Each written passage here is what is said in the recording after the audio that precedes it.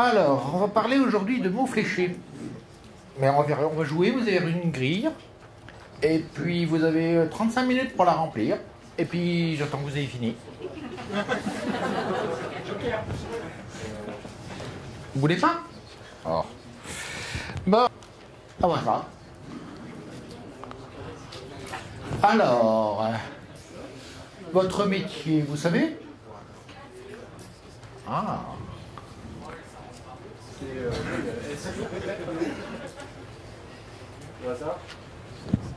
Ouais, c'est ça. Animal Pacifique. Waouh. Un rituel SEO. L'apéro. Bon, vous pourrez vérifier si effectivement vous avez eu tout bon. Il y a la grille. Là, ça sera... Oh flûte alors. Oh. Promis, c'est simple.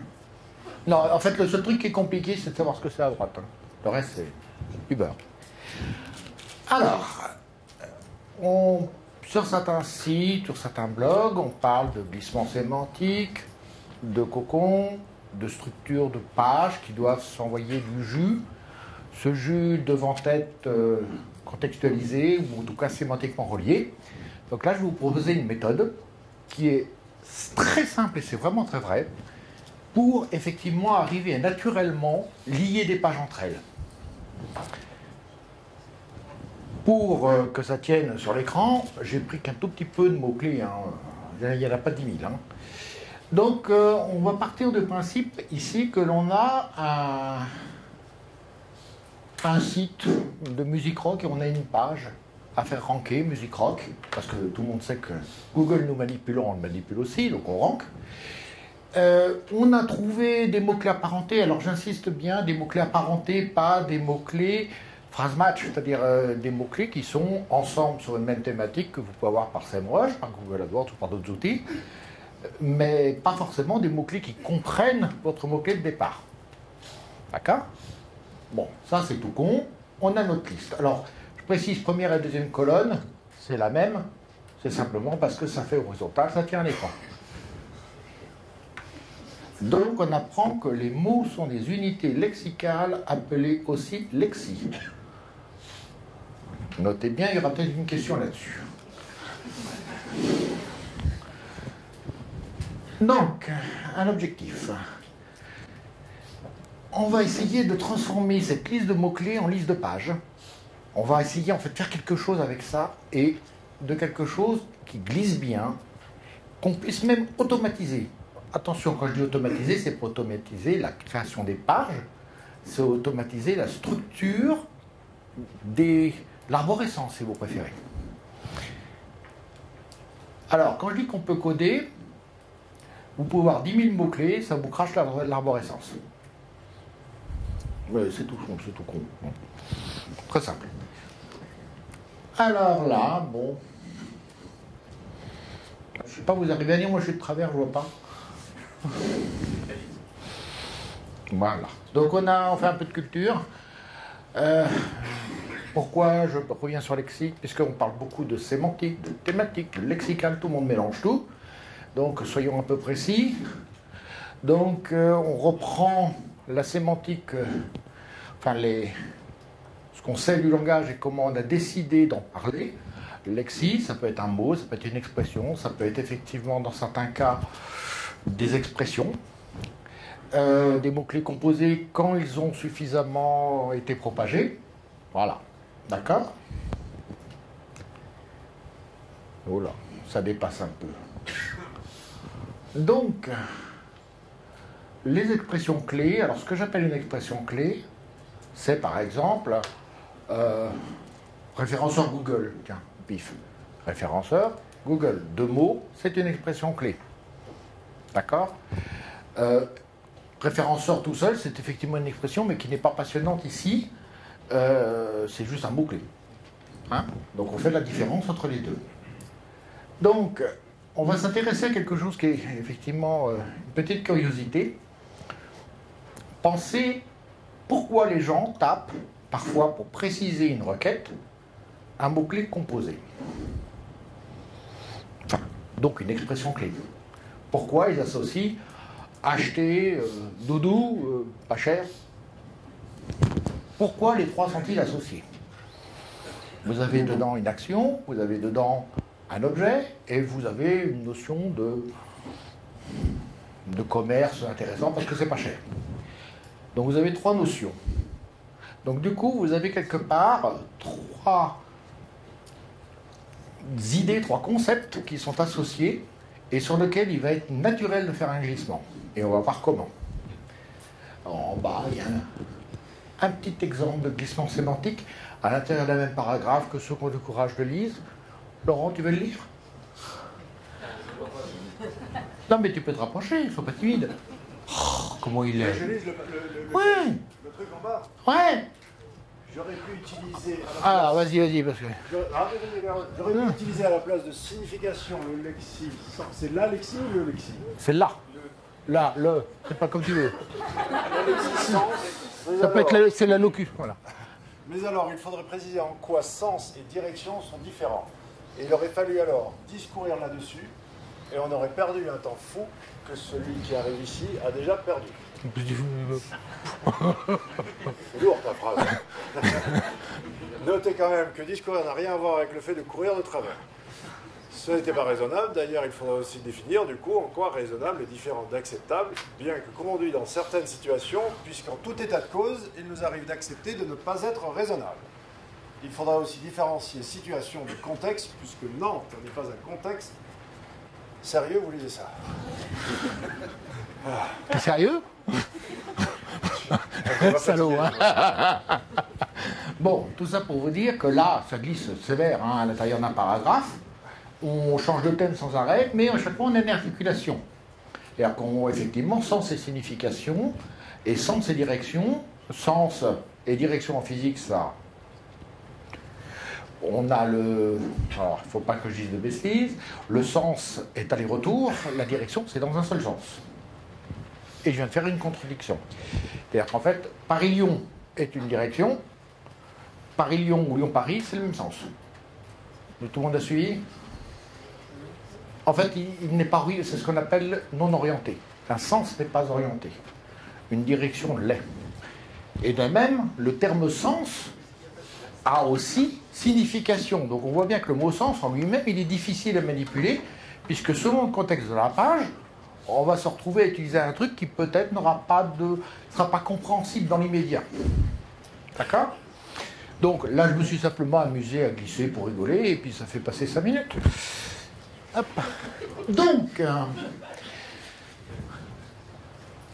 que ceux qui lisent mon blog ne lèvent pas le doigt.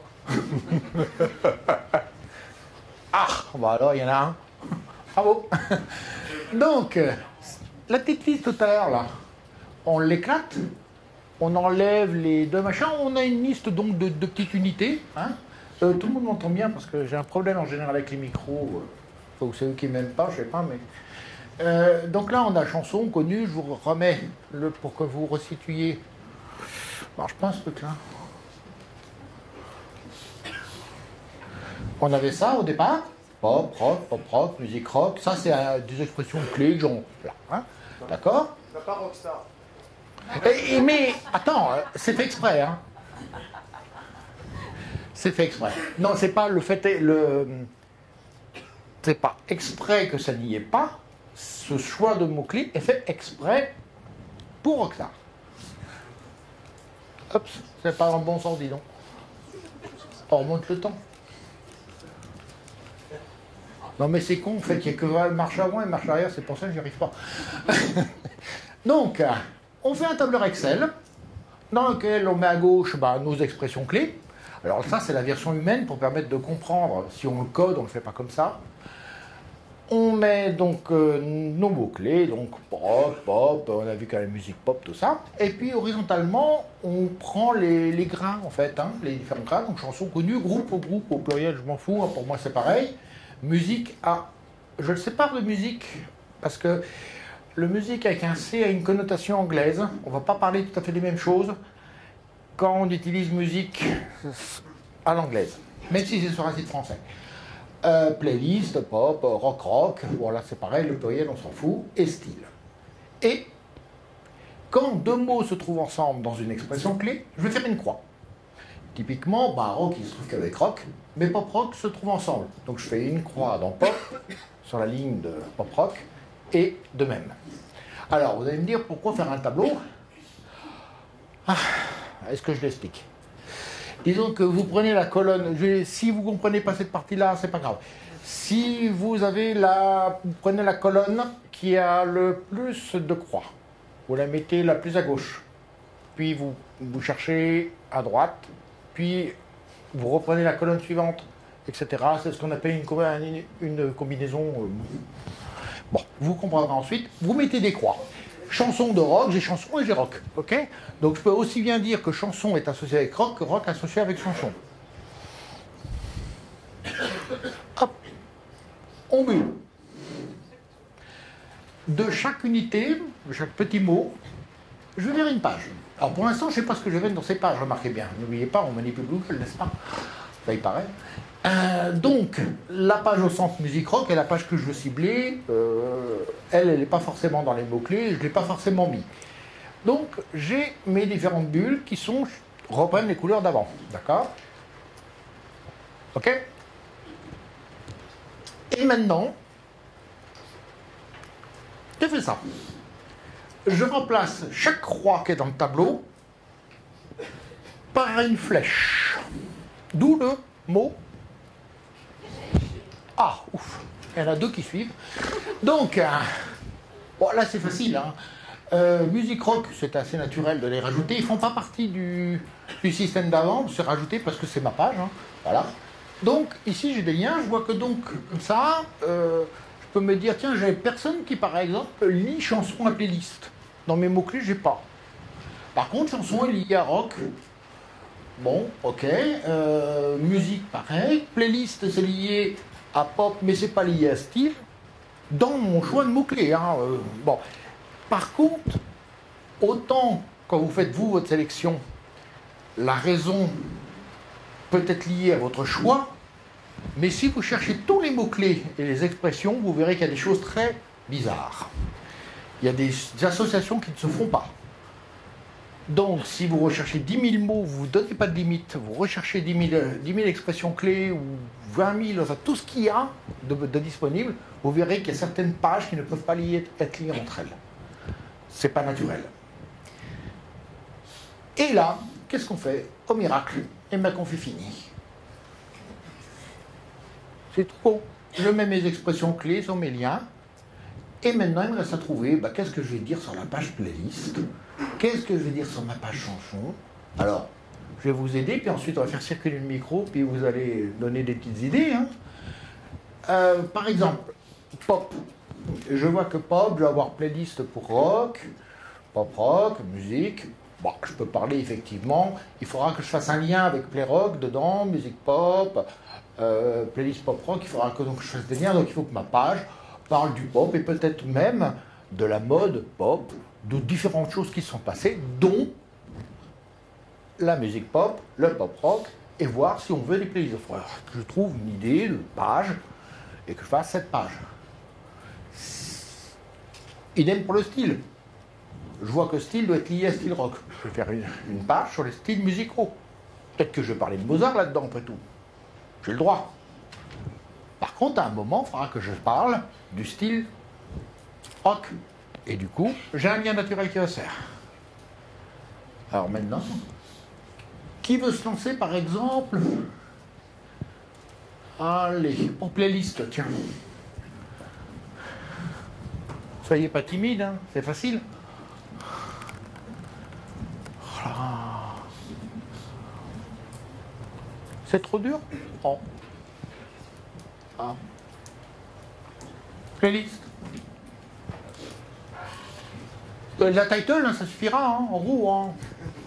Le thème de la page, on s'en fout. De quoi ça peut causer? Oui, moi une liste de playlists.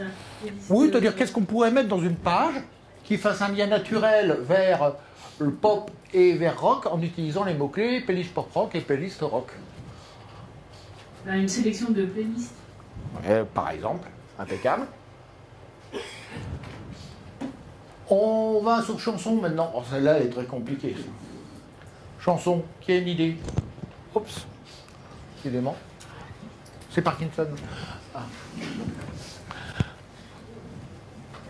Qui se lance?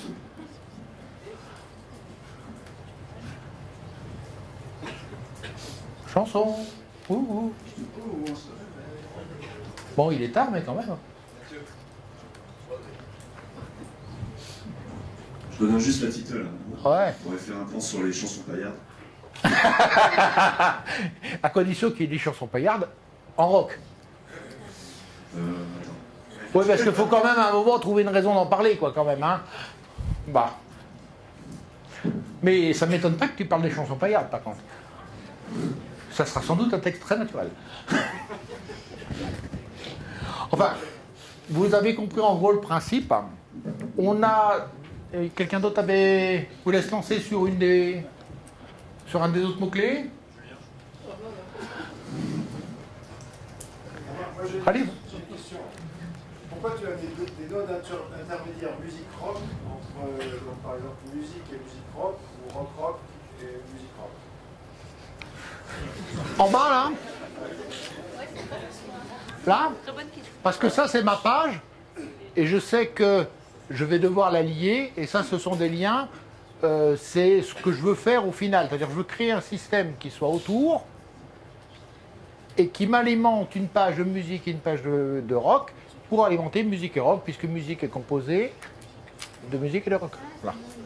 En fait, cette partie-là, elle est délibérée. Elle est mise par avance. En même temps, musique... En même temps, oui, c'est mon problème avec les micros. Hein. En même temps, musique rock se trouve quand même dans les mots-clés. Hein. D'accord? Mais disons que ça, moi, ma page au départ, c'est musique rock. Donc, dans ce système-là, je vais me dire que je vais la lier avec une page musique et une musique rock, c'est très tentant. Hein, une page rock et une page musique. Donc, ceux-là, je les pose d'abord, en fait. Et si j'ai pas ce mot-clé-là, je me demande vraiment pourquoi je veux référencer cette page. Normalement, il doit se trouver dans la liste. Hein. Alors. Mais t'as toujours pas Rockstar. Non, mais elle est là, la Rockstar. Bah. Alors, il y a un petit truc qui est rigolo, c'est que là, on a une structure, bon, c'est petit champ sémantique, hein, tout petit. Enfin, champ lexical. Ouais. Des mots-clés. C'est tout petit. Quand il y en a 10 000, ça commence à causer. Et on tombe sur des structures qui ont pas forcément, qui sont parfois bizarres à regarder. On ne sait pas trop à quoi ça correspond. On a plein de liens partout. Et c'est là où ça devient très intéressant. C'est que si on veut tailler un silo là-dedans, de la même manière qu'un sculpteur va enlever de la pierre pour faire une sculpture, et ça je ne l'ai pas mis dans les slides, c'est pour vous ici. Si un sculpteur veut faire une statue, il va prendre une pierre plus grande, il va tailler dedans pour faire ressortir son buste, ou voilà. Et bien là, vous pouvez faire pareil. Vous avez une énorme galaxie de mots-clés avec des liens, et vous taillez dedans pour faire votre cocon, votre silo, ce que vous voulez, voire vos catégories, selon la structure que vous voulez obtenir. En fait, vous supprimez certains liens, et vous faites la structure que vous voulez. Et toutes sont liées sémantiquement naturellement. C'est pas dans les slides. Vous voyez que c'était facile. Question. Je parlais d'automatiser. D'automatiser, de faire du codage. Comment tu t'y prends, le script pour, Il reprend exactement ça. Enfin, à part qu'on n'a pas besoin de faire le tableur Excel, on le stocke dans les listes temporaires. C'est-à-dire qu'en fait, on prend tous les mots-clés, on a une base de stop word, donc on les retire, parce qu'ils ne servent à rien. Enfin, il faut se méfier sur certains domaines, si on a le terme or, par exemple. Or, ça peut être aussi ce que fait le client, donc il faut quand même se méfier. On retire tout ça.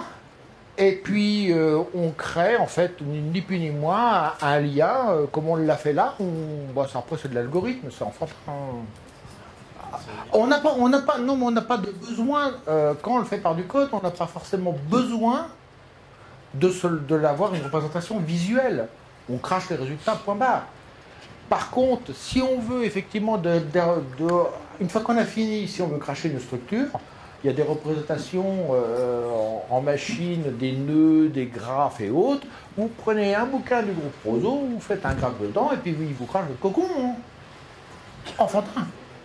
Si vous savez le régler, les algorithmes pour trouver des chemins dans les graphes, il y en a plein depuis des années.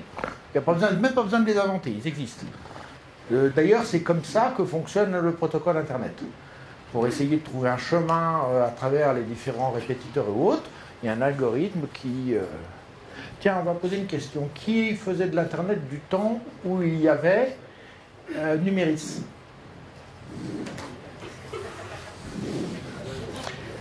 Il y avait quoi dans Numéris? Dans le protocole Numéris? Il y avait quoi comme canaux?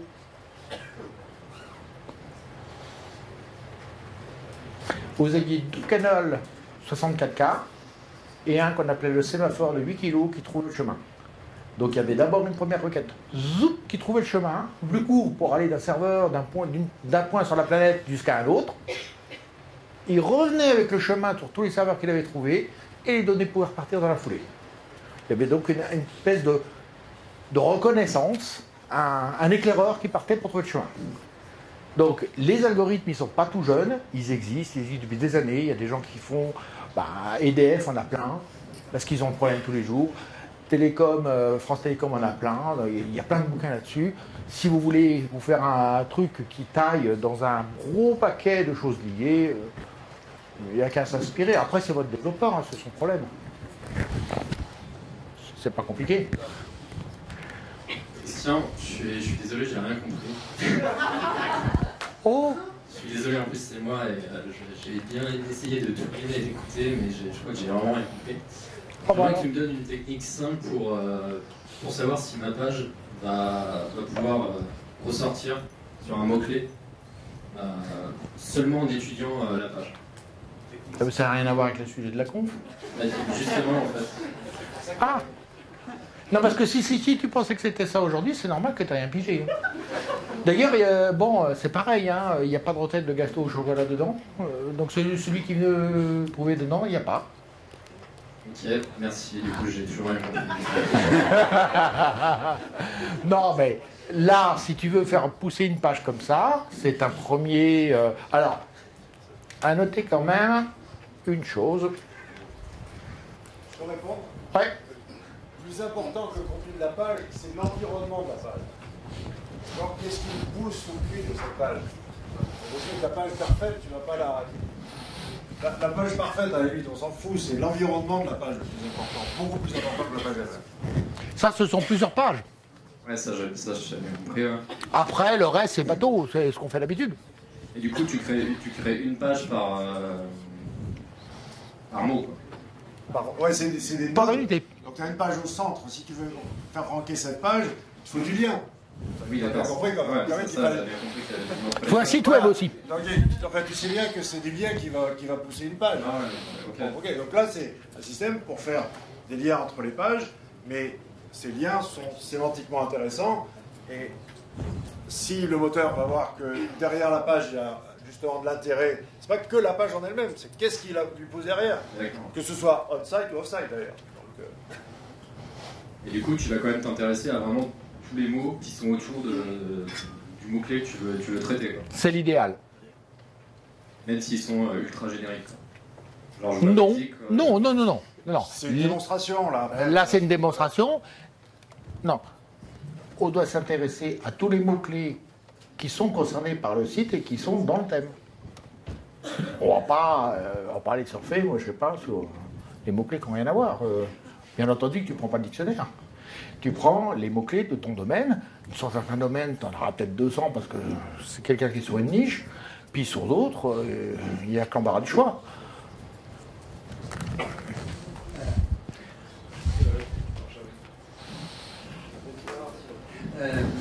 Oui, juste par rapport à ça, pour l'instant on a bien compris, je ne suis pas sûr à 100%. Pour revenir T'inquiète pas, moi non plus. à la presse de ce matin, en fait, est-ce que ça serait fou de dire qu'en fait on a l'identité rock et que on va trouver les différents attributs, les différentes propriétés de rock autour de rock, ainsi que des identités parents, une identité fille, un peu comme on peut avoir dans une base sémantique. C'est un petit peu aussi l'idée. C'est un peu l'idée.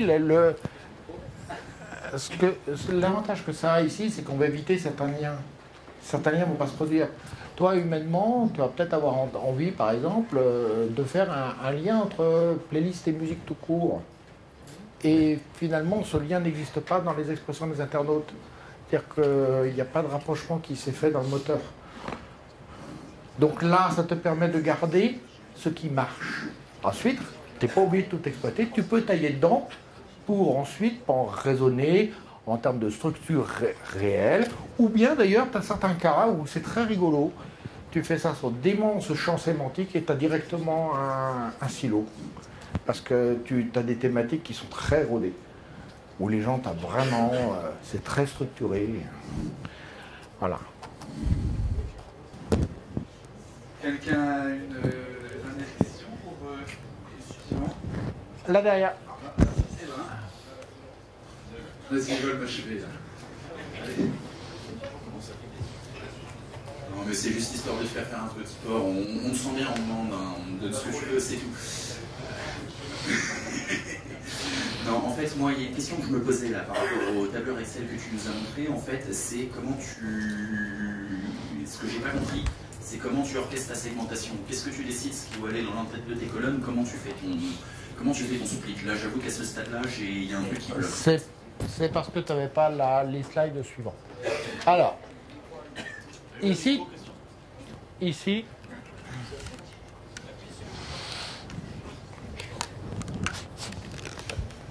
ah, un bouton.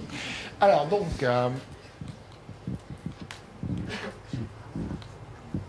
là on a notre liste. On voit qu'on a le terme, par exemple, en cinquième première ligne, on a musique pop. Donc, musique pop, par exemple, hein, tu regardes musique pop, tu as une croix dans musique, tu as une croix dans pop. Donc il y aura un lien entre la page musique et la page pop. Quand j'ai dit que c'était un truc qu'on avait sous notre nez, je ne plaisante pas. Et pourtant, ces liaisons sont fortes. On ne peut pas faire d'analogie avec d'autres choses de la nature qui sont effectivement liées comme ça et qui ont une petite énergie. Hein, mais ça n'empêche que c'est fort. C'est fort parce que c'est tapé en même temps par le même internaute. Et que du coup, il y a un lien qui s'opère naturellement entre les deux notions. Alors, je ferai une petite nuance par rapport, je vais me mettre tout le monde à dos, par rapport à dire ce qu'a dit ce matin Sébastien, que Google comprenait. Il ne comprend pas, il associe, hein. Il n'a pas de conscience, hein, on est bien d'accord. Hein. Et il est tout sauf intelligent. Il a simplement beaucoup de données, il scrape. C'est le premier scrapeur du monde. Il scrape, il associe, il a des datas, mais il piche que dalle. Par contre, il a des stats. Donc, le terme compréhension n'est... Bon, petit aparté, mais cela étant, voilà. Il associe, voilà. Mais il n'a pas la moindre intelligence. Je tiens à le préciser, l'intelligence, c'est pas ça. Même pas artificielle. On en est très loin, même.